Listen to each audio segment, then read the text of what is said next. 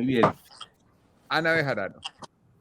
Delia, yo quería preguntarle, usted nació en Vallasolano, esta es la primera vez que hay en Colombia una persona como Francia Márquez, de raza negra, ocupando una dignidad tan alta en el Estado. ¿Usted cómo ve esa transformación? ¿Usted cree que ha sido simbólico? Pues claramente simbólico, pero ¿cómo ve el recibimiento de ella? Ha existido también mucha develación de racismo silenciado. Estoy segura que se relaciona mucho con lo que usted hace en Motete. Cuéntenos un poco cómo ve usted la figura de Francia. Bueno, yo creo que de un lado, en términos políticos, la llegada de Francia Márquez a la vicepresidencia es un hecho absolutamente relevante. Y es muy relevante no solamente por el alto nivel del cargo, sino porque Francia es una mujer que viene de los procesos étnico-territoriales. ¿Sí? Nosotros sabemos que en Colombia se dio la abolición de la esclavitud en 1851. Y luego ocurre lo que se conoce como un siglo de silencio racial, en el que se creía que todos pasamos a ser iguales, ¿cierto? Esta cosa de que creemos que la norma lo arregla todo. No hubo ninguna clase de acción afirmativa, aunque cabe decir que para la abolición de la esclavitud ya solamente el 30% de la población afro estaba esclavizada en Colombia. El resto había obtenido su libertad por libertad de vientres, porque lo habían comprado, ¿cierto? Por distintas formas.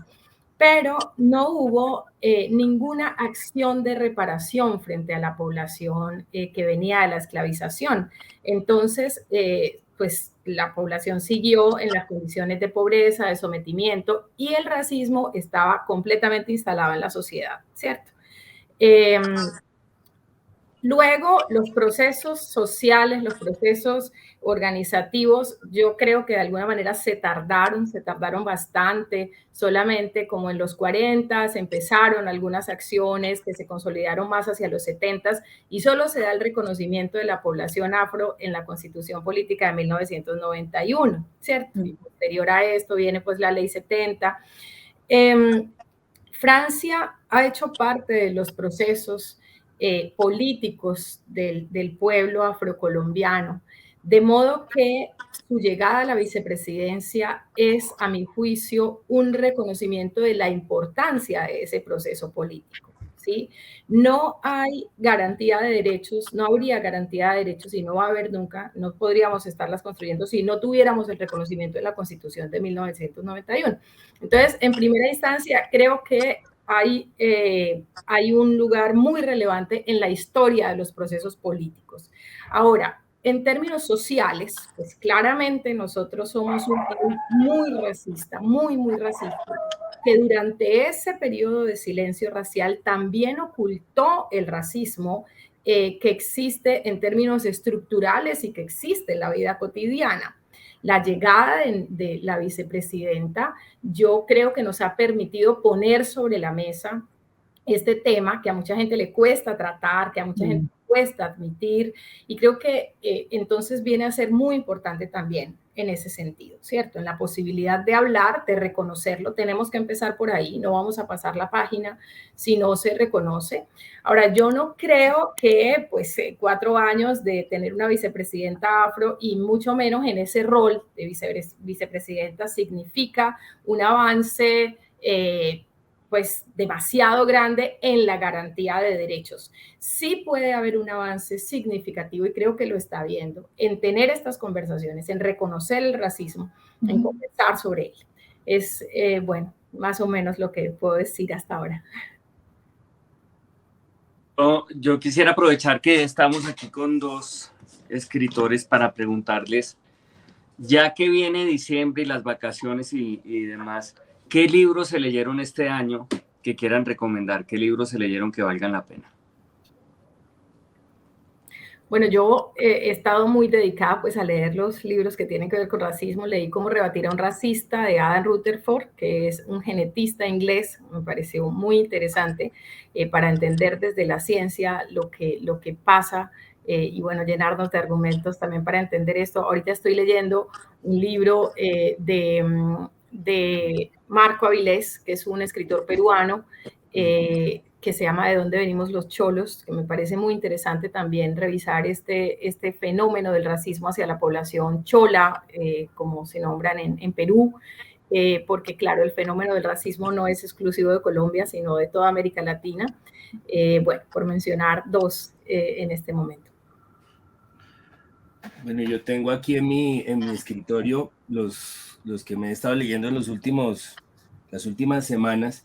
Aquí está este que me gustó mucho, que es el de Alejandro Gaviria sobre Stefan Zweig, y es muy relevante porque Stefan Zweig estaba tratando de viajar a Colombia, estaba recorriendo Latinoamérica en plena Segunda Guerra, y bueno, todo lo que cuenta allí es realmente muy interesante, cómo la literatura resiste la guerra, se resiste a la guerra, me parece muy interesante. Este también lo estaba leyendo, que es el de La fuga de Pablo Escobar, que escribe el procurador delegado para las fuerzas militares, que investigó todo lo de la fuga, y es realmente impresionante. Hay una cantidad de datos que uno, a pesar de haber visto todas las telenovelas, las series, haber leído todos los libros de Pablo Escobar, aquí hay un montón de datos que yo nunca había visto. Ese me lo dejas impresionó. ver? Sí, es de Es que no Rafael lo Reyes. vimos. Ese. Sí, sí. Es un poco aterradora la portada, pero el libro es muy bueno. Sobre todo tiene un montón de datos con los que uno nunca se había encontrado. Y el otro que tengo en este momento, que no sé si se va a ver, sí es este. Es uno que me acaban de dar, que es el primer libro de poemas de Juan Gabriel Vázquez, que realmente me está gustando mucho. Esos son Bueno, los a mí tres me que gustó tengo mucho acá. también La tierra de los tesoros tristes, de Simón Posada, porque tiene mucho que ver también con el trabajo que hago con el Museo Británico, sobre los objetos, sobre lo que pasa con estos objetos que se van del país a otros museos y bueno, cómo se pierde nuestro patrimonio también ahí. Creo que ese es un tema que me gusta mucho y por eso me gustó bastante este libro de Simón. Sobre todo me gusta el tono también en el que lo cuenta. Aquí tu hijo está haciendo una pregunta que obviamente vamos a diferir en ti la respuesta porque tú eres el académico de la lengua. ¿Qué significa motete? Motete, pues es una pieza musical del coral, ¿no? Claro. ¿Del Corán? Coral. Perdón. Se ve que me están oyendo mal otra vez. No. Eso sí ya es problema mío, no de tu señal. Es una pieza musical coral. Y la fundación de Belia se llama Motete. ¿Por qué?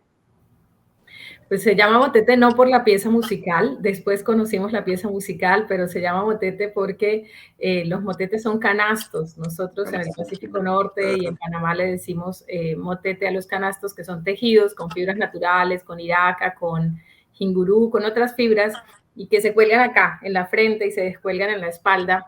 Entonces la idea era, bueno, que toda la vida hemos llenado los motetes con comida para el cuerpo, el pescado, la carne de monte, el plátano, y que ya era hora de llenarlos con comida para el alma, que es el arte, la cultura, los libros. Por eso tomamos eso, que es una palabra bonita, fácil de decir, y bueno, y también con la pieza musical es bonito porque entiendo, no soy experta, pero entiendo que ahí se inaugura también la polifonía en la música religiosa, entonces de alguna manera es un tejido también. Qué bonita explicación. Y hablando de piezas musicales y de motete, cuando oí hablar de motete, no sé por qué, inmediatamente pensé en otra palabra también muy ligada al Pacífico, que es petate. Sí. Que en una pieza muy clásica, que es la caderona, dice, en la canoa o en el petate, caderona, vení, meneate. ¿Qué es petate? El petate es un tapete. Es un tapete, como una esterita para dormir. Eso, una estera, exacto, eso es. Eso es. También tejido, ¿no? Que eso para nosotros es importante porque también lo que queremos es que no solamente se llene el motete, sino que se genere un tejido cultural alrededor de esto con lo que se llena. Pero también los motetes son el equipaje. En el Caribe dicen mucho como coge tus motetes, que son las maletas, el equipaje que nos damos ya de viaje. Ok. Don Ricardito, buenos días. Buenos días, don Danielito. ¿Qué dice usted? ¿Qué ha pasado? Qué gusto verte. Lo mismo le digo. Se ve bien. ¿Cómo estuvo el lanzamiento del nuevo libro? Pues estuvo muy bueno porque fue realmente una lectura dramática que hicieron 5 actores que son realmente muy, muy talentosos, que eran Jairo Camargo, Patricia Tamayo, Paula Castaño, que es buenísima, Carlos Manuel Vesga, y se me está olvidando Nicolás Montero, que era además el que organizaba todo y lo dirigía, y lo hizo realmente muy bien. Fue una lectura, yo creo que duró un poco menos de 1 hora, y la verdad es que el libro parecía bueno.